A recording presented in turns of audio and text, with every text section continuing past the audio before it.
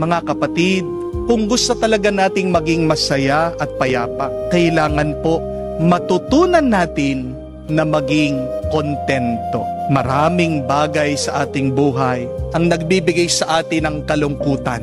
Pero kapag natutunan natin ang pagiging kontento, sapat na yan para gumaan ang ating kalooban. The stronger your relationship with Christ, the stronger you will be in this life. Money cannot buy you contentment, but your relationship with Christ will not only make you happy, it will also make you powerful and strong. At ano po ang kasabihan? To have enough is a luxury. Sino ang mga tunay na mayaman?